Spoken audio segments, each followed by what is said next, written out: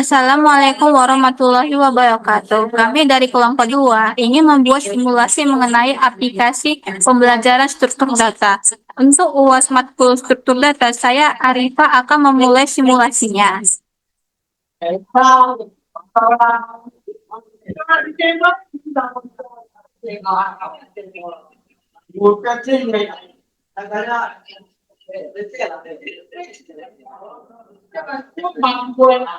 Main.py, menu utama atau pengontrol utama, fungsinya sebagai otak pintu masuk utama dan pengatur lalu lintas dispatcher.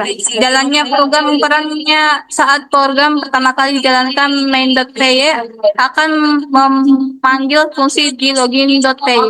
Jika login berhasil, file ini akan menampilkan menu utama pilihan 1 sampai 5 dan mengarahkan pengguna ke sub menu di file lainnya berdasarkan angka yang dipilih.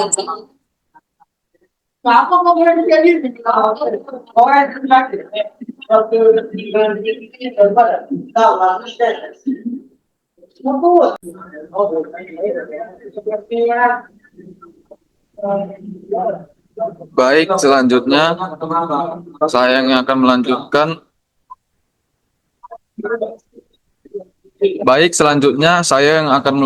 Untuk bagian studi kasus riwayat transaksi kasir dengan prinsip LIFO atau last in first on untuk fitur undo. Pertama saya akan copy, lalu saya jalankan, maka hasilnya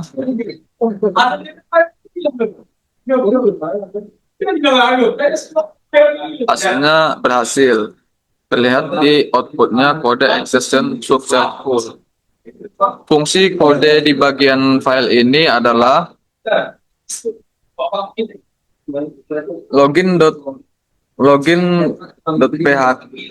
login.python sistem keamanan atau sistem keamanan autentifikasi. Fungsinya sebagai gerbang pengaman sebelum pengguna bisa mengakses isi aplikasi. Perannya memeriksa apakah username dan password yang dimasukkan pengguna cocok dengan data yang valid atau admin 1, 2, 3, 4. File ini juga memiliki logika counter untuk membatasi kesalahan input maksimal 3 kali. Jika batas terlampaui, ia akan memerintahkan program untuk langsung berhenti. Selanjutnya akan saya serahkan ke teman saya. Oke, baik, saya lanjut. Saya akan memulai studi kasus antrian pelayanan pelanggan menggunakan sistem FIFO atau yang disingkat dengan freeze in, freeze out. Ini kodenya saya salin.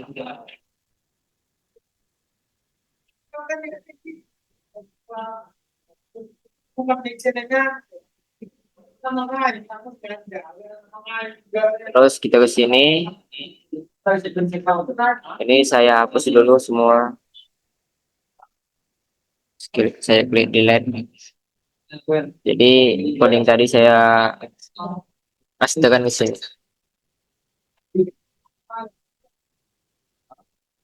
Ini dia kodenya.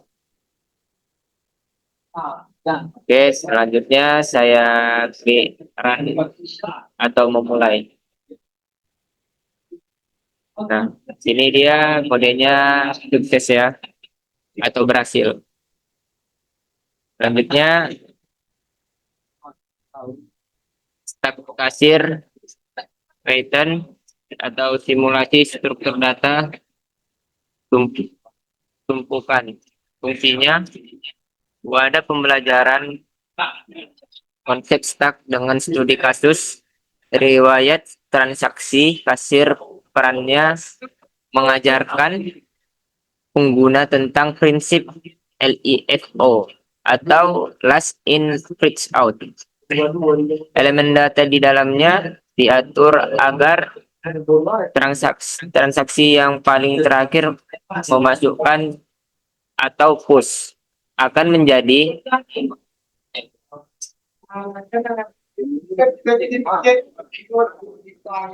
akan menjadi akan menjadi yang pertama kali dia dihapus atau pop ketika dosen atau pengguna menekan fitur pembatalan atau undo.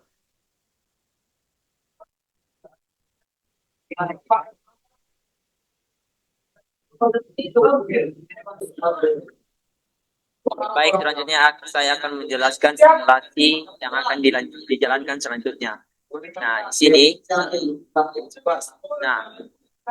di sini yang akan saya jelaskan yaitu studi kasus manajemen anggota perpustakaan dengan lokasi memori dinamis penggunaan link liquid disk.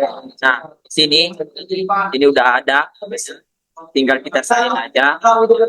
Nah, ketika kita sudah salin, kita akan tempelkan di sini. Tapi sebelumnya kita hapus dulu ini.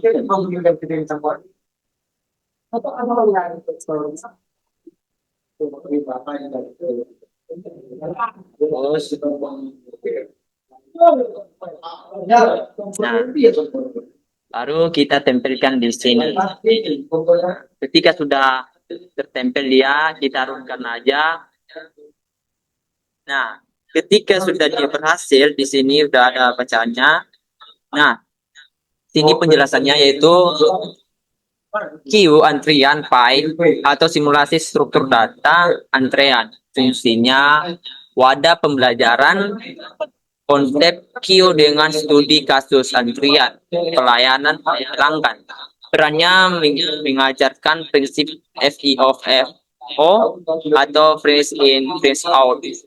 File ini mengatur agar data pelanggan yang pertama kali masuk antrean atau NQ harus menjadi data yang pertama keluar untuk dilayani atau the queue.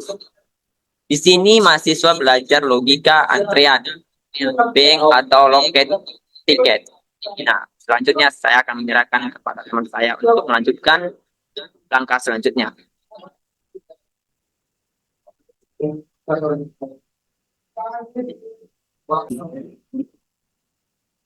Oke, di sini saya akan melanjutkan kode program selanjutnya. Kita buka dulu. Di sini ada kode program mengenai file, yaitu BST Investaris. Oke, kita copy terlebih dahulu kode programnya. Kemudian sudah kita copy, kita pindah ke programming, yaitu kemudian yang tadi kita hapus dahulu.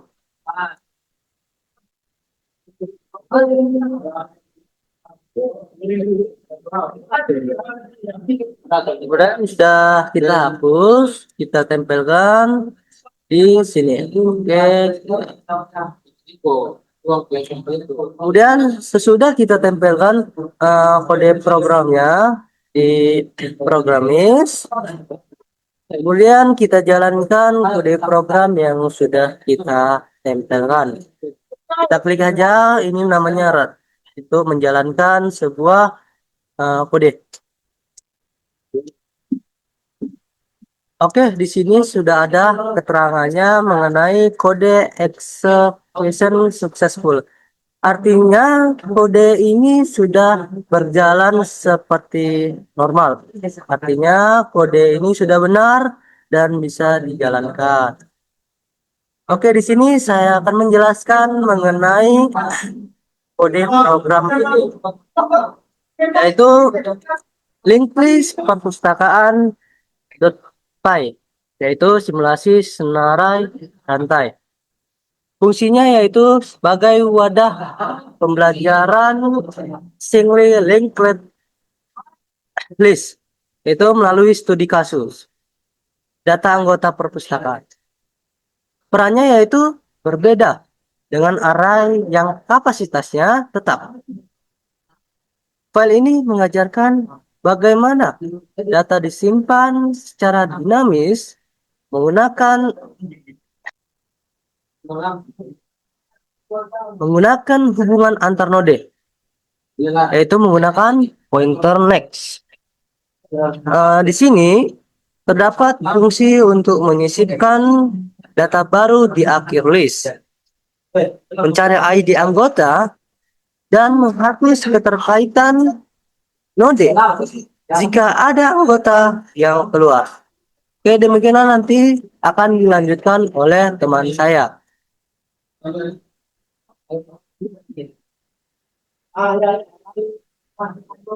Pengolahan nilai ujian mahasiswa. Program ini menerapkan konsep Objective Oriented Programming atau OOP, serta dua algoritma utama yaitu Selection Sort dan Binary Search.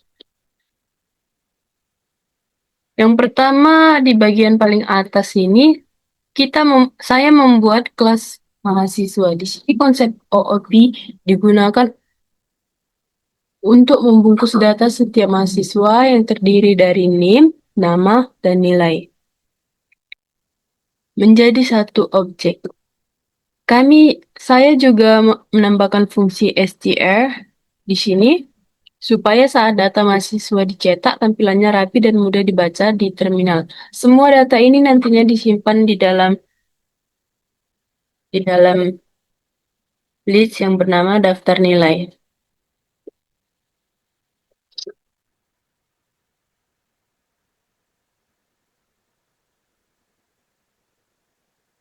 Baik, kita lanjut ke Dev Selection Sort.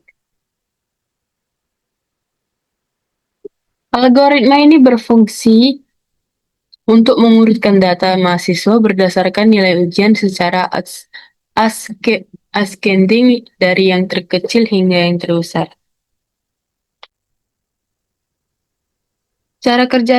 Cara kerjanya adalah dengan memindai seluruh data, mencari nilai yang paling kecil, lalu menukarkan ke posisi depan.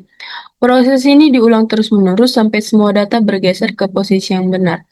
Untuk pencarian data, kita menggunakan fungsi binary search by name yang ada di sini. Karena sebelum data diurutkan berdasarkan nilai, di dalam fungsi ini kita melakukan trik dengan menyalin data dan mengurutkan data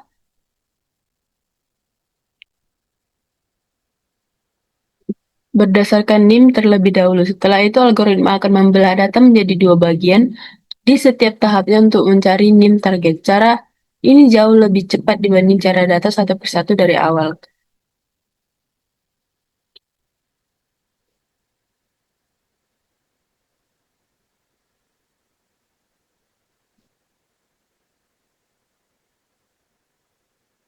Terakhir, program ini dilengkapi dengan menu laporan dan statistik. Saat menu dipilih, program otomatis menghitung total mahasiswa, nilai rata-rata kelas, serta mencari tahu siapa pemilik nilai tertinggi dan terendah. High itu tertinggi, mid itu di tengah. Semua fitur ini dibungkus dengan sebuah menu interaktif berbasis teks menggunakan perulangan while. Ini dia while. Lengkap dengan penerangan error, jadi jika user salah memasukkan format nilai, misalnya memasukkan huruf, program tidak akan crash, melainkan memberi peringatan yang aman. Mengapa begitu? Karena di bagian paling bawah, laporan nilai ujian mahasiswa, terdapat kodingan error jika pilihan tidak valid. Maka dari itu, program tidak akan crash, melainkan memberi peringatan yang aman.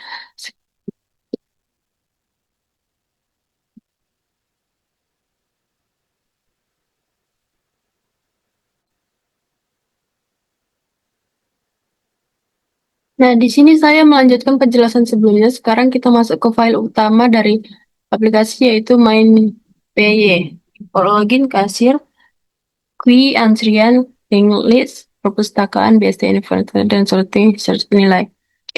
File ini berfungsi sebagai driver program atau pusat kendali yang mengintegrasikan seluruh modul struktur data yang sudah kami buat atau yang sudah saya buat.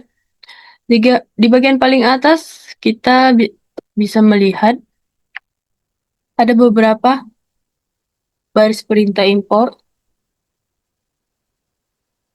Ini ada 1, 2, 3, 4, 5, 6.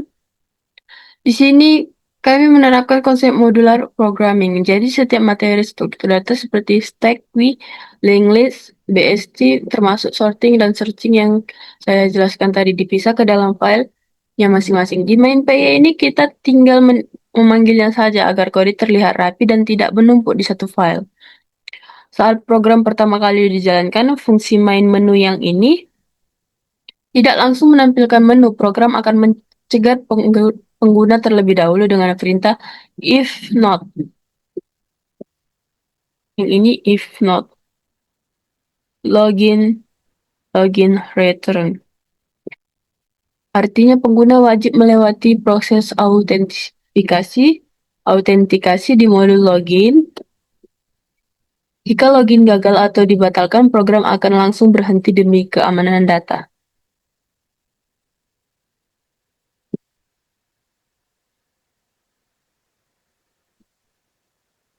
Jika login berhasil, program akan masuk ke perulangan while true. Yang ini, while true, yang menampilkan interface menu utama aplikasi pembelajaran struktur data. Di sini user disajikan 6 pilihan. Pilihan yang pertama untuk simulasi stack pada riwayat kasir, yang kedua untuk key dan antrian pelanggan, yang ketiga untuk linked list data perpustakaan. Pilihan 4 untuk binary search tree, inventaris barang, yang kelima untuk sorting search nilai.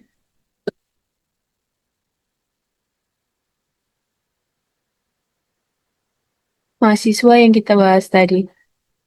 Dan pilihan 0 untuk keluar dari aplikasi.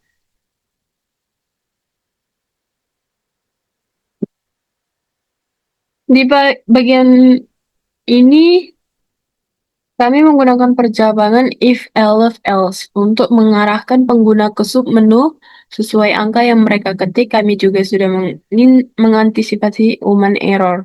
Jika pengguna salah mengetik angka di luar rentang 0 sampai 5 atau tidak sengaja mengetik huruf, sistem tidak akan crash, melainkan memunculkan pesan error yang ramah dan meminta user untuk menginput ulang.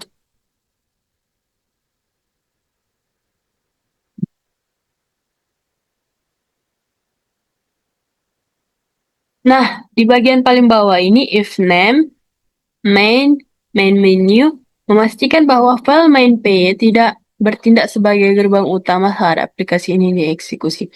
Sekian penjelasan dari saya mengenai alur menu utama aplikasi. Terima kasih.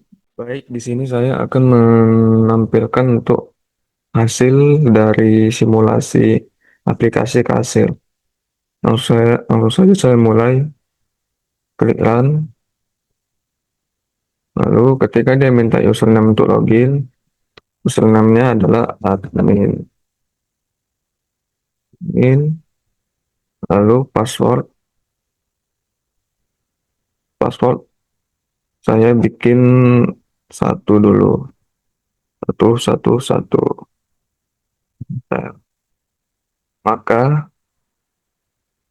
analisisnya adalah pada simulasi awal pengguna saya sengaja memasukkan password salah, yaitu 111. Sistem merespon dengan mengurangi variabel attempts dan menghitung sisa percobaan secara dinamis. Sisa percobaan saya itu 2. Sementara percobaannya itu 3 attempts. Secara memori, program menahan eksekusi menu utama menggunakan perulangan while yang dikunci oleh nilai boolean. Begitu input kedua benar, lalu saya akan masukkan input kedua. Passwordnya adalah 1234. Maka sistem akan terbuka. Begitu input kedua benar, fungsi login mengambil nilai true, yang kemudian memicu fungsi main menu pada file pengontrol utama untuk aktif dan menampilkan daftar modul pembelajaran ke layar pengguna. Selanjutnya saya akan mensimulasikan modul stack simulasi 2. Di sini saya akan mengakses pilihan stack atau riwayat transaksi kasir, yaitu pilihan 1. Saya klik 1, maka akan muncul menu tambahan transaksi, batalkan transaksi, lihat transaksi, laporan seluruh riwayat, dan menu kembali ke menu utama. Ketika saya ketika operasi push pertama dilakukan, di sini saya klik lagi 1. Saya klik pilihan menu tambah transaksi. Ketika operasi push pertama dilakukan, objek transaksi saya akan memasukkan ID contoh 101. Saya klik enter, maka dia meminta nama barang. Barang apa yang dikeluarkan? Contoh, laptop. Saya enter, jumlah barang berapa jumlah barang yang dikeluarkan. Jumlah barangnya 1, harga barang. Harganya 500. 8.500.000. Maka saya enter, maka pilihan hasilnya adalah transaksi berhasil ditambahkan, push. Lalu saya coba lagi di percobaan kedua, saya klik 1, enter, ID transaksi 102, nama barang misalnya mouse, lalu jumlah barang 2, total harga 300.000, dan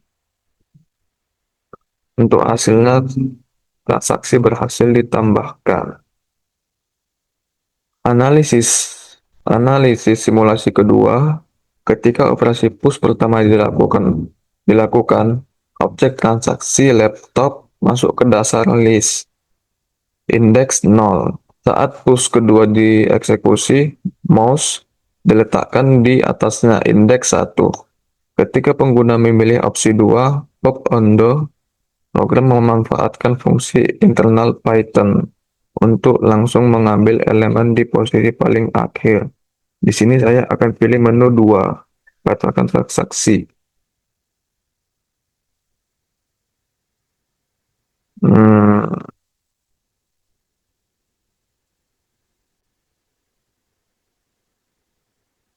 Lalu di sini saya akan memilih opsi 2, batalkan transaksi terakhir.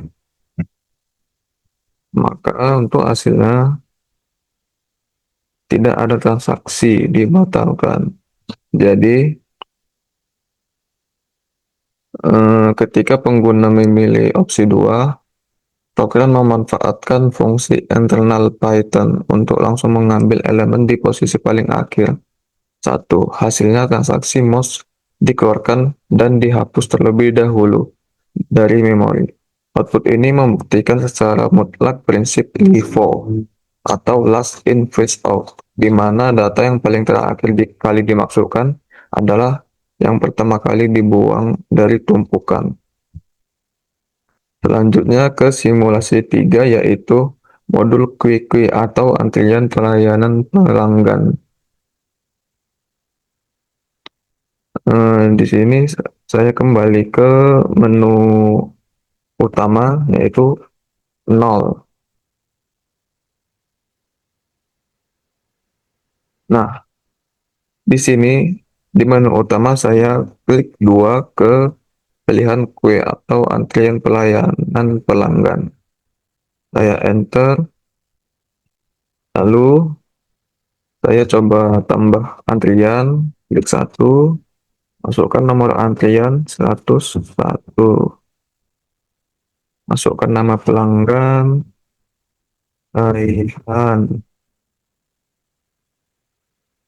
Masukkan keperluan. Keperluannya misal membuat buku tabungan.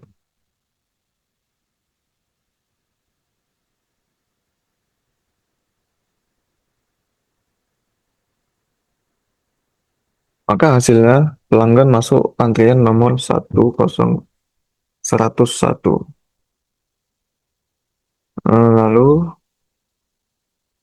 di sini mungkin karena saya klik enter 2 kali jadi ada tampilan error, hasil error.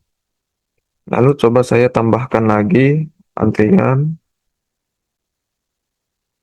nomor antrian 102, namanya Arifa, keperluannya buat kartu ATM. Buat kartu ATM. Maka hasil pelanggan masuk antrian nomor 102.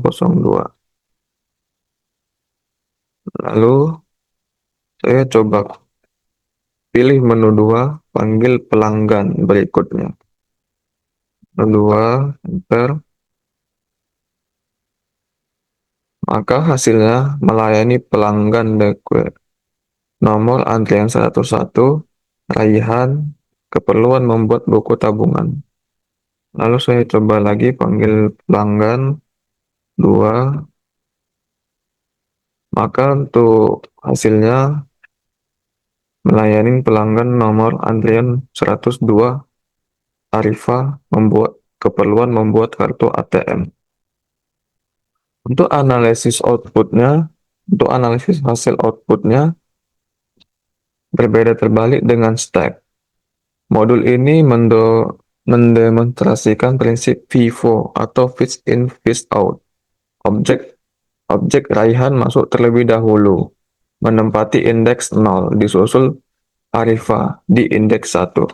Ketika operator memanggil pelanggan berikutnya, opsi 2 fungsi pop dijalankan. Output menunjukkan bahwa sistem memanggil Ahmad Budi, data paling awal untuk dilayani, di latar belakang memori setelah indeks 0. Setelah indeks 0 dihapus, posisi objek Arifah secara otomatis bergeser maju menempati indeks 0 yang baru, mengosongkan slot memori di belakangnya. Oke, selanjutnya saya akan mensimulasikan yang keempat, yaitu modul linked list.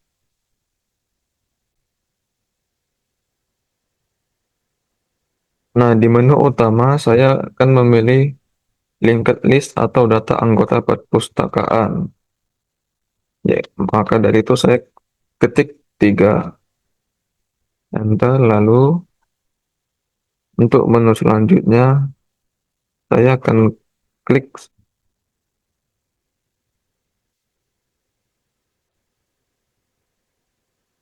saya sini akan mencoba tambah anggota ya, maka saya akan ketik 1. Maka dia akan muncul masukkan ID anggota. ID sebagai contoh yaitu 101, enter. Nama anggotanya adalah Raihan, enter. Maka hasilnya adalah anggota ditambahkan. Lalu saya akan coba melihat laporan seluruh anggota. Saya akan klik 4. Maka laporan anggotanya adalah ID anggota 101, nama Raihan, total anggota 1. Karena sebelumnya saya belum ada menambahkan anggota di simulasi aplikasi ini. Lalu untuk analisisnya adalah pada bagian linked list ini Data tidak disimpan berdampingan di dalam array statis, melainkan dialokasikan secara dinamis di memori komputer. Ketika data raihan di-input, sebuah node baru diciptakan dan alamat memorinya diikat oleh pointer head karena list sebelumnya kosong. Apabila dilakukan penambahan data kedua, program akan melakukan penelusuran atau traversal dari head hingga menemukan kode yang pointer next-nya bernilai 0, lalu menyambungkan node baru tersebut di sana. Output opsi 4 membuktikan keberhasilan algoritma traversal membaca rantai data dari awal hingga akhir. Selanjutnya saya akan mensimulasikan modul binary search tree atau inventaris barang. Di sini saya akan kembali ke menu utama, 0, lalu saya pilih menu binary search tree, maka saya ketik 4. Di menu ini, nah, di sini saya coba menambahkan barang dulu, maka saya akan ketik 1.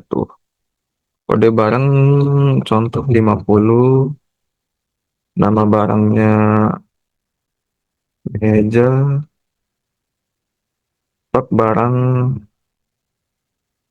50. Maka barang sudah ditambahkan. Lalu saya akan tambahkan barang selanjutnya, yaitu kodenya 90.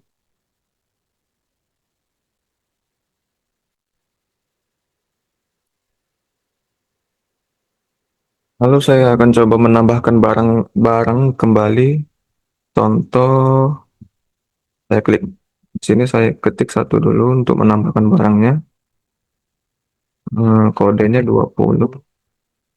Contoh nama barang kursi. Stok masuk barang 40. Maka di data barang yang sudah tertambah adalah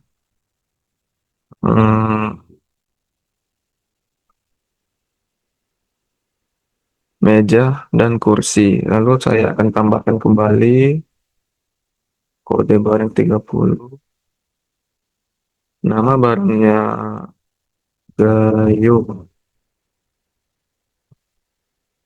Stok 60. Nah, di sini sudah tertambah tiga data barang, yaitu meja, stok 50, kursi, stok 40, dan gayung, stok 60. Maka, saya akan melihat laporan barang terurut atau in order traversal. Di sini saya akan ketik 4 untuk melihat laporannya, dan hasilnya adalah sesuai dengan data yang saya inputkan tadi, yaitu laporan barang. Total jenis 3 barang, kursi, gayung, meja. Stok 40, gayung stok 60, meja stok 50. Nah, untuk analisis hasil output di simulasi 4 ini,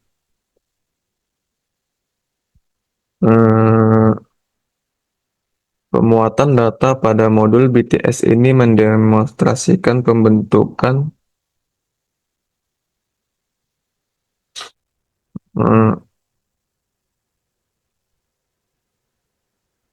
pemuatan data pada modul BTS ini mendemonstrasikan pembentukan struktur pohon non-linear. Data pertama dengan kode 50 otomatis ditunjuk sebagai root atau akar.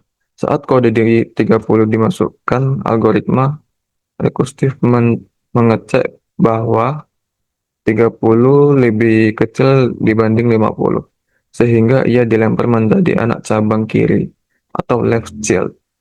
Sebaliknya, kode 80 dilempar menjadi anak cabang kanan atau Rothschild karena 80 lebih besar dibanding 50. Yang luar biasa dari output opsi 4 atau in order traversal adalah data dicetak berurutan dari yang terkecil, yaitu 40, 50, 60. Ini membuktikan secara visual bahwa penelusuran dengan urutan kiri induk kanan berhasil menyortir data secara alami tanpa algoritma sorting tambahan. Selanjutnya saya akan mencoba simulasi 6, yaitu model storing dan searching atau nilai ujian mahasiswa. Maka dari itu saya akan kembali ke menu utama, lalu saya akan pilih opsi 5. Opsi 5 menu yaitu sorting dan searching atau nilai ujian mahasiswa. Nah, di sini sudah muncul menu. Nah, ketika menu opsi 5 sudah muncul, saya akan mencoba menambahkan data nilai. Maka saya akan pilih menu 1. Saya ketik 1, enter. Masukkan NIM mahasiswa contoh 001. Nama mahasiswa Aiha. Masukkan nilai 7,0.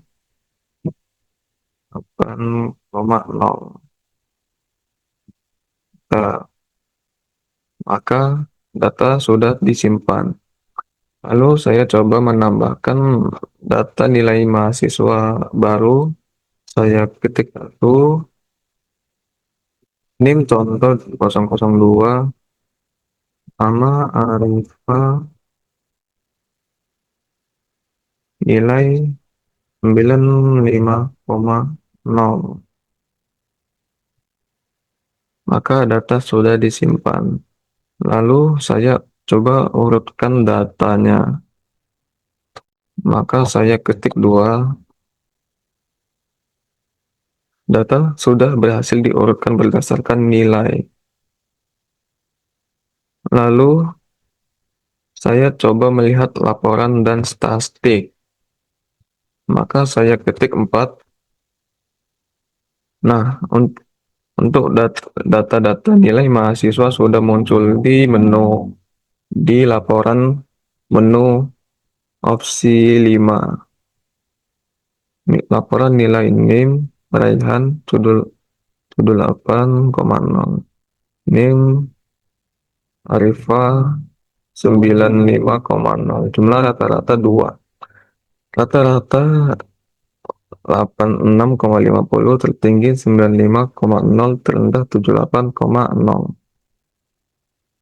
Nah, jadi untuk analisis opsi 5 pada bagian menu aplikasi ini adalah pada modul terakhir, 2 elemen data dimasukkan dengan urutan nilai acak. Raihan dengan nilai 78,0 dimasukkan sebelum Arifa dengan nilai 95,0. Ketika pengguna memilih opsi 2, selection sort, algoritma melakukan pemindaian bersarang untuk mencari nilai terkecil, lalu menukarnya ke posisi paling depan. Output pada opsi 4 membuktikan bahwa susunan data di dalam memori sudah berubah menjadi rapi, terurut naik, atau ascending. Keadaan data yang terurut ini menjadi persyaratan mutlak bagi opsi 3 atau binary search agar dapat membelah rentang pencarian data di memori secara logaritmik untuk menemukan mahasiswa tertentu berdasarkan indeks NIM-nya secara instan. Sekian untuk simulasi hasil dari proyek UAS dari mata kuliah struktur data. Baik, saya akhirin saja. Assalamualaikum warahmatullahi wabarakatuh.